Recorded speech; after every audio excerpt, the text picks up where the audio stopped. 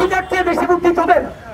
হাসিনার পরামর্শ যদি দিল্লি সন্তানের ভাই আল্লাহ আমার সন্তান দিচ্ছে, আমি সন্তানের মুখের দিকে তাকিয়ে ভাবি আল্লাহ আমার যদি এখন গুম করে নেয় আমার সন্তানটা দুনিয়ায় কোন পরিচয়ে বাঁচবে।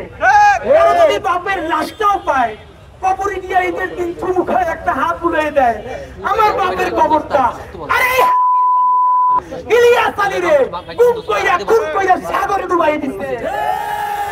সুতরাং বাংলাদেশে আর কোন শাহবাগিতা চলবে না, শাহবাগকে রুখে দেবে বাংলাদেশের জুলাইয়ের জনতা। আমরা আপনাদেরকে বলছি ততক্ষণ না পর্যন্ত সেই শাহবাগ গুনগুনের জননীদের মধ্যে একজন লাকিরা ওরে যতক্ষণে গ্রেফতার করে বিচারের মুখোমুখি করে না হবে ততক্ষণ লড়াই চলবে। খুনি আওয়ামী লীগ এই জুলাই জনতা যারা তোমরা এখন দর্শন করছাও রাজনীতি করো নিজে ফোন দাও শাহবাগের পক্ষে আর ছোট ভাইরা ফোন করে বলো তুমি ফোন দাও তুমি ফোন দাও দক্ষিণের জনতার পক্ষে। এই রাজনীতি আমাদেরকে শিখাও। আবার যেই কট খাও তখন উঠে বলো পুষ দাও আমরা সবাই সবার আগে আমি মুসলমান। এই অসভ্য বদমাইশ গুলা হাসিনার চেয়ে বেশি বুদ্ধি তোদের। হাসিনার পরামর্শ যদি দিল্লি তোদেরকে বুদ্ধি দিবে কারা? সেই দিল্লিও তো হাসিনারে বাঁচাইতে পারে না। সুতরাং যারা শাহবাগের বন্ধু তারা বাংলাদেশের শত্রু, জুলাইয়ের শত্রু, শাপলার শত্রু, পিলখানার শত্রু, ইনসাফের শত্রু।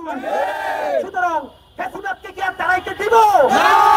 ভাইরা আমার অতি দ্রুত আওয়ামী লীগকে নিষিদ্ধ করতে হবে। এই 6 মাসের মধ্যেও আওয়ামী লীগকে নিষিদ্ধ করতে পারো নাই আর দর্শন কক্ষে রাজনীতি করো ওইসব ভুংবাং বুঝানোর দিন আর আমাদের না। সবাই মিলে তৈরি করব। আপনাদেরকে একটা কথা জানতে চাই, যদি বলি ইনসাফের বাংলাদেশ করার জন্য শহীদদের রক্তের দাম আনার জন্য পিলখানা শাপলা জুলাইয়ের শহীদদের ইনসাফের বাংলাদেশ রাষ্ট্র করবার জন্য আমার 100 লোক লাগবে যারা ঈদের দিন পর্যন্ত আমাদের থেকে ছেড়ে যাবে না। কে কে রাজি আছেন আপনারা?